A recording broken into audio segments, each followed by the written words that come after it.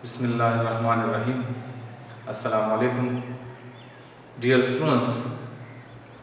Second year chemistry chapter number 12 से आज हम टॉपिक जो पढ़ने जा रहे हैं वो है रिएक्टिविटी ऑफ अल्कीन। अल्कीन क्या है ये हम डिस्कस कर चुके हैं। Alkene are unsaturated hydrocarbon having at least one double bond between carbon carbon atom. Reactivity of alkene को डिस्कस करने से पहले हम थोड़ा सा अल्कीन को डिस्क्राइब कर लेते हैं ताकि हमारा टॉपिक थोड़ा सा करंट हो जाए और हमें रिएक्टिविटी ऑफ अल्कीन को समझने में भी उससे आसानी हो। इससे पहले लेक्चर में हम पढ़ चुके हैं structure of alkyne. Reactivity of alkene को हमने दो पार्ट में डिवाइड किया है। First, how it will react and what kind of reaction it would have. Description of alkene and reaction of alkene. अब अल्कीन में जो हमने लिया हुआ है member, that is its first member ethene. Ethene का इससे पहले हम पढ़ चुके हैं कि ईथीन में 2 कार्बन एटम होते हैं और 4 हाइड्रोजन होते हैं और उसमें कार्बन कार्बन के बीच डबल बॉन्ड होता है जिसमें एक को हम सिग्मा बॉन्ड कहते हैं, दूसरे को पाई बॉन्ड कहते हैं। फिर भी ईथीन में जो कार्बन है उसकी हाइब्रिडाइजेशन क्या होगी, तो यहाँ हम इसके हाइब्रिड ऑर्बिटल को थोड़ा सा मेंशन करेंगे कि हाइब्रिड ऑर्बिटल क्या है। वो ऑर्बिटल जो 2 एटॉमिक ऑर्बिटल जो डिफरेंट शेप और एनर्जी है उनके मिक्सिंग से बन जाए उसको हम कहते हैं हाइब्रिड ऑर्बिटल। मतलब इसमें डुअल कैरेक्टर होगा, इसमें एक से ज्यादा ऑर्बिटल्स की प्रॉपर्टीज होगी जो मिक्सअप होंगे। अब जिस तरह के कार्बन एटम के बारे में हमने पढ़ा है कि कार्बन की हाइब्रिडाइजेशन इसमें क्या है, तो कार्बन की हाइब्रिडाइजेशन है sp2 इन अल्कीन जिसका फर्स्ट मेंबर हमने डिस्कस किया है ईथीन। नाउ अगर sp2 है इसका मतलब ये हुआ कि अगर कार्बन एटम हम यूं ड्रा कर लें तो इसके इर्द गिर्द हम कितने sp2 ड्रा करेंगे, इसके इर्द गिर्द हम 3 sp2 ड्रा करेंगे। हाइब्रिड ऑर्बिटल का शेप किस तरह होता है, तो हाइब्रिड ऑर्बिटल का शेप यूं है जिनमें अगर कार्बन के लिहाज से हम बात करते हैं, कार्बन है variety of hybridization sp3, sp2 and sp। ये जो है this show s character while this one show p character. ना हमने एक कार्बन का एक sp2 ड्रा कर लिया है, 3 sp2 होंगे, ये दूसरा sp2 होगा, ये तीसरा sp2 होगा। इसका मतलब ये हुआ कि इनके 3 ऑर्बिटल्स एक s और 2p आपस में कंबाइन होकर 3 हाइब्रिड ऑर्बिटल बना सकते हैं और इसके बेस पर कार्बन तो फिर 3 बॉन्ड बना सकता है, मगर कार्बन का एक p ऑर्बिटल फर्स्ट ईयर में हमने पढ़ा है क्या रह जाएगा, that should be remain unhybridized. और वो क्या होगा, वो perpendicular to the plane of hybrid orbital होगा। नाउ हर एक ऑर्बिटल में कितने कितने इलेक्ट्रॉन होंगे, 1 इलेक्ट्रॉन। लेकिन जो हाइब्रिड ऑर्बिटल है वो दूसरे कार्बन एटम या हाइड्रोजन एटम के हाइब्रिड ऑर्बिटल के साथ कंबाइन होकर क्या बनाएंगे, वो दूसरे कार्बन के sp2 के साथ कंबाइन होकर बनाएंगे सिग्मा बॉन्ड, एक इलेक्ट्रॉन इस तरह एक इलेक्ट्रॉन, ये sp2 है दूसरे कार्बन के, और इस कार्बन के ऊपर b एक अनहाइब्रिडाइज्ड p ऑर्बिटल दे दिया।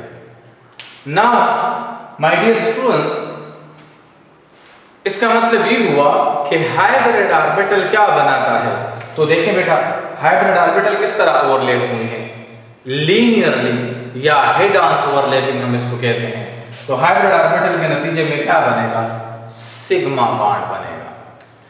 अब रह गए हैं ये ऑर्बिटल, तो ये हाइड्रोजन के इस ऑर्बिटल के साथ हाइड्रोजन का s ऑर्बिटल, क्योंकि हाइड्रोजन की इलेक्ट्रॉनिक कॉन्फ़िगरेशन है 1s1, उनके साथ भी ये कंबाइन होकर क्या बना रहे हैं, ये हाइड्रोजन के इस ऑर्बिटल के साथ कंबाइन होके बना रहे हैं क्या, सिग्मा बॉन्ड। ये हाइड्रोजन एटम, ये देखिए लीनियर ओवरलैपिंग हुई है। एक एमसीक्यूज हमारा इसमें से ये क्लियर होता है कि सिग्मा बॉन्ड अल्कीन में, ईथीन में जो सिग्मा बॉन्ड बने हैं वो किस किस तरह से बने हैं। तो कार्बन कार्बन के बीच जो बने हैं वो sp2 ओवरलैपिंग से बने हैं सिग्मा बॉन्ड, मगर कार्बन हाइड्रोजन के बीच जो बने हैं उनके दरमियान ओवरलैपिंग है sp2s। नाउ ये जो p ऑर्बिटल है ये क्या करेंगे, तो इनके ओवरलैपिंग से sp2 से एक सिग्मा बॉन्ड, sp2s से दूसरा सिग्मा बॉन्ड, sp2s से तीसरा सिग्मा बॉन्ड, sp2s से चौथा और sp2s से पांचवा सिग्मा बॉन्ड। ये p ऑर्बिटल किस तरह कंबाइन होंगे, that will be overlap in a side wise manner, या इसको हम लेटरल ओवरलैपिंग या इसको हम पैरेलल ओवरलैपिंग कहते हैं।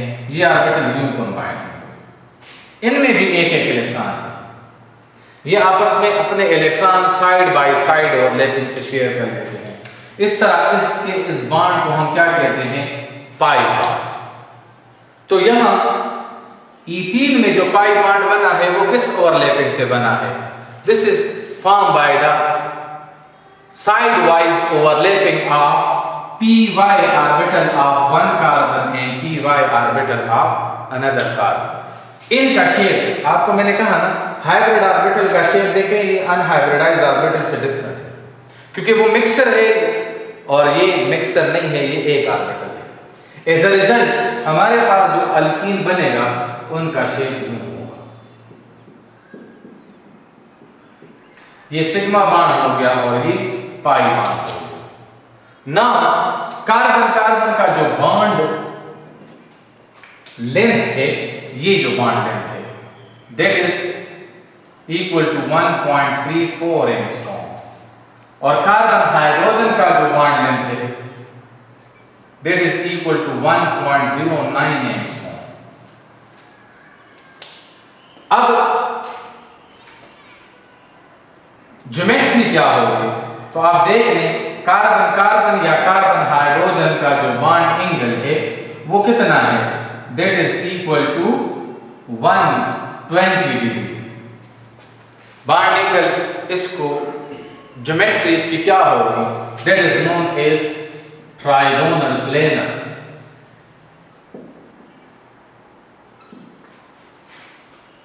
प्लेनर ज्योमेट्री है इसकी, एक ही प्लेन में तीन ऑर्बिटल्स यूं कंबाइन हो जाते हैं, एक sp2 दूसरा sp2 और यहां पर इसके साथ एक ऑर्बिटल यूं कंबाइन होता है, तो तीन sp2 यूं होंगे और p ऑर्बिटल इसके above and below this plane होगा। p ऑर्बिटल यहां पर sp2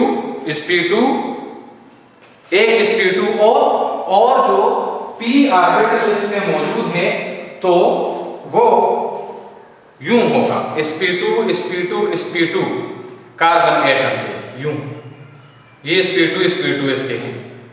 एक p ऑर्बिटल इसमें क्या होगा, देखें परपेंडिकुलर टू दिस प्लेन होगा। ये जो sp2 है 1 2 3 ये एक ही प्लेन में होंगे, और ये वाला sp2 जो अनहाइब्रिडाइज्ड, ये जो p ऑर्बिटल है ये अनहाइब्रिडाइज्ड p ऑर्बिटल है ये वाला, तो ये क्या होगा, परपेंडिकुलर टू दिस प्लेन। असल में ये यूं नजर आता है, बोर्ड पर हम इसको यूं ड्रा करें, एक sp2 ये एक और ये p ऑर्बिटल यूं perpendicular to the plane of this sp2 यूं होगा। तो ये लीनियर ओवरलैपिंग करेंगे 1 2 3, और ये जो है दूसरे कार्बन के इसी तरह के p ऑर्बिटल के साथ साइड बाय साइड ओवरलैपिंग करेगा, जिसके नतीजे में पाई बॉन्ड बनेगा। Now this is something about the structure of ethene. अब बेटा जिस तरह हमें पता है कि ईथीन या अल्कीन में कार्बन कार्बन के दरमियान एक सिग्मा और एक पाई बॉन्ड। तो सिग्मा बॉन्ड तो हाईली स्टेबल बॉन्ड है, सिग्मा बॉन्ड को तोड़ने के लिए एनर्जी रिक्वायर्ड है 282 किलो जूल, पाई बॉन्ड को तोड़ने के लिए 262, क्योंकि पाई बॉन्ड बनता है साइड बाय साइड ओवरलैपिंग या हाई एनर्जी ऑर्बिटल से, तो पाई बॉन्ड लीस्ट स्टेबल होता है as compare to the sigma bond. इसी वजह से अगर हम देख लें तो अल्कीन का जो ये वाला एरिया है, this area is more favourable, pi bond region is more favorable for attack of electrophile. Why not nucleophile? Because in this example, or in alkene or in double bond region, these pi electrons are loosely bonded. ये क्यों होता है? Because pi electron are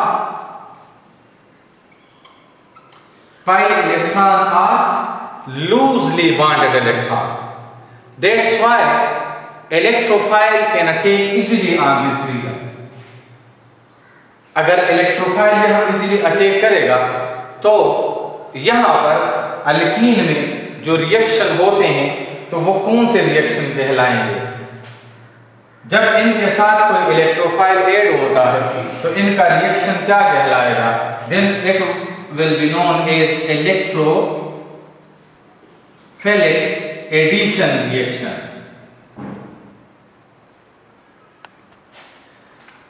alkyne कौन से reaction करता है?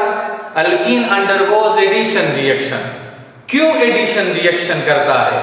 क्योंकि alkyne में कार्बन कार्बन एटम के दरमियान एक डबल बॉन्ड होता है और उन डबल बॉन्ड में एक बॉन्ड जो है वो पाई बॉन्ड कहलाता है। पाई बॉन्ड अनस्टेबल बॉन्ड होता है, वीक बॉन्ड होता है। उसको तोड़ने के लिए जो एनर्जी रिक्वायर्ड है, पाई बॉन्ड को तोड़ने के लिए जो एनर्जी रिक्वायर्ड है that is 262 kilo joule per mole, जो कि सिग्मा बॉन्ड के मुकाबले में क्या है? कम है। तो इस वजह से पहले जो बॉन्ड टूटेगा वो क्या होगा? वो सिग्मा बॉन्ड होगा। इसका मतलब ये हुआ कि ये जो अल्कीन है इनमें इलेक्ट्रोफाइल इसके ऊपर अटैक कर लेता है, एनी पॉजिटिवली चार्ज पार्टिकल, हम हाइड्रोजन आयन ले लेते हैं। तो जब ये इसके ऊपर अटैक करता है तो ये अल्कीन किस तरह बिहेव करते हैं? अल्कीन में जो पाई बॉन्ड रीजन है it behave as a nucleophile. ये जो, क्योंकि ये इसको इलेक्ट्रॉन प्रोवाइड करेगा तो ये क्या किस तरह बिहेव करेगा? ये एज अ न्यूक्लियोफाइल बिहेव करेगा। माय डियर स्टूडेंट्स, इनके बीच में ये फ्री एरिया है। इस एरिया को क्या कहते हैं? इससे पहले आपको मैंने कहा था नूडल प्लेन। नूडल प्लेन किसको कहते हैं? Area around the nucleus where probability of finding electron is 0। Nodal plane क्या है? It is the region where probability of finding electron is 0। इसका मतलब ये हुआ कि pi bonded electron sigma plane के अबव एंड बिलो मौजूद होते हैं। तो इस वजह से ये बॉन्ड जो है, ये जो ओवरलैपिंग है, ये पुअर है as compare to the sigma, जिसकी वजह से अगर हम इसको हीट देंगे, कोई कैटलिस्ट प्रोवाइड करेंगे, रिएक्टिव रिएजेंट होंगे, तो जो बॉन्ड टूटेगा वो पहले क्या होगा? Pi bond. और पाई बॉन्ड के टूटने से इलेक्ट्रॉन इसमें मौजूद है, पाई इलेक्ट्रॉन, जिसकी वजह से इसके ऊपर कौन सा पार्टिकल अटैक करेगा? इलेक्ट्रोफाइल। तो E3 में या जितने भी अल्कीन है उसमें कार्बन किस तरह बिहेव करता है? एमसीक्यूज हैं, उसमें कार्बन बिहेव करता है एज अ न्यूक्लियोफाइल। अल्कीन कौन से रिएक्शन करते हैं? They will undergo electrophilic addition reaction. Addition reaction इसमें होंगे, लेकिन कौन से एडिशन होंगे? Electrophilic addition. Why they undergoes electrophilic addition?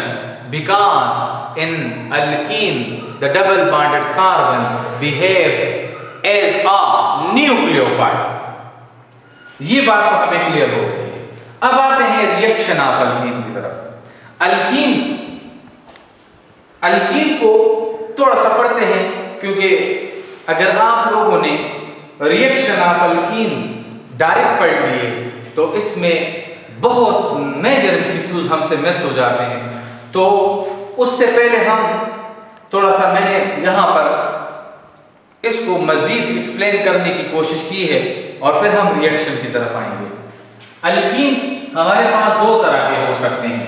पहले हम इसके टाइप पढ़ते हैं, फिर इनके रिएक्शन की तरफ आएंगे। मैंने हेडिंग तो दिया है रिएक्शन का, लेकिन रिएक्शन मैंने स्टार्ट नहीं किए हैं, क्योंकि मेरे ख्याल में पहले अगर हम अल्कीन को समझ लें तो फिर रिएक्शन भी समझ सकते हैं। और ईटा में इस टॉपिक से काफी सारे एमसीक्यूज आए हैं जो रिएक्शन ऑफ अल्कीन के बाद हम डिस्कस करेंगे एमसीक्यूज के ऊपर। इस टॉपिक या अल्केन के ऊपर जो एमसीक्यूज आए हैं उसका मैं आपको एक ब्रीफ लेक्चर दूंगा। नाउ सिमेट्रिकल, हमारे पास दो तरह के अल्कीन है, सिमेट्रिकल एंड अनसिमेट्रिकल या नॉन सिमेट्रिकल और एसिमेट्रिकल अल्कीन। सिमेट्रिकल अल्कीन किसको कहते हैं? वो अल्कीन जो टू इक्वल पार्ट में डिवाइड हो सकते हो। वो अल्कीन जो टू इक्वल पार्ट में डिवाइड हो सकते हो with respect to the double bond. मतलब अगर मैं ले लूं E3 की एग्जांपल, अगर मैं ले लूं 2-ब्यूटीन की एग्जांपल, तो ये क्या कहलाएंगे? देखिए, अगर मैं इसको डिवाइड करता हूं डबल बॉन्ड के लिहाज से, तो एक साइड पर भी CH2, दूसरे साइड पर भी CH2, तो ये टू इक्वल पार्ट में डिवाइड हो गया है। ये E3, मैं लेता हूं 2-ब्यूटीन। 2-ब्यूटीन क्यों लिखा गया है? हाँ, आपको पता है, क्योंकि डबल बॉन्ड के पोजीशन के लिहाज से। तो 2-ब्यूटीन भी दो इक्वल पार्ट में डिवाइड हो सकता है। CH3CH एक साइड पर आएगा, CH3 दोनों इक्वल पार्ट में डिवाइड। लेकिन अगर मैं लिखता हूं CH3CH डबल बॉन्ड CH2, तो प्रोपीन सिमेट्रिकल नहीं है। देखें, ये टू इक्वल पार्ट में डिवाइड नहीं हो सकता। ये क्या कहलाएगा? ये कहलाएगा अनसिमेट्रिकल, जिसमें एग्जांपल मैंने दिया हुआ है अनसिमेट्रिकल अल्कीन। वो अल्कीन जो टू इक्वल पार्ट में डिवाइड नहीं हो सकते, जिस तरह के मैंने आपको ये एग्जांपल दे दिया है। CH2, दोबारा लिख देता हूं, CH3 या CH2CH3 दोनों। प्रोपीन ये भी दो इक्वल पार्ट में डिवाइड नहीं हो सकता, और ये भी, क्योंकि डबल बॉन्ड के एक साइड पर CH2 है, दूसरे साइड पर CH3 है। इसमें ब्यूटीन में एक साइड पर CH2 तो दूसरे साइड पर 3 कार्बन है। तो इस तरह के अल्कीन को हम क्या कहते हैं? Unsymmetrical alkyne. अनसिमेट्रिकल अल्कीन और सिमेट्रिकल अल्कीन में एडिशन रिएक्शन किस तरह होते हैं, वो उसके लिए हम रूल वज़ा करते हैं। एडिशन रिएक्शन के लिए कोई रूल तो नहीं है, लेकिन अनसिमेट्रिकल अल्कीन के लिए हम रूल यूज करते हैं।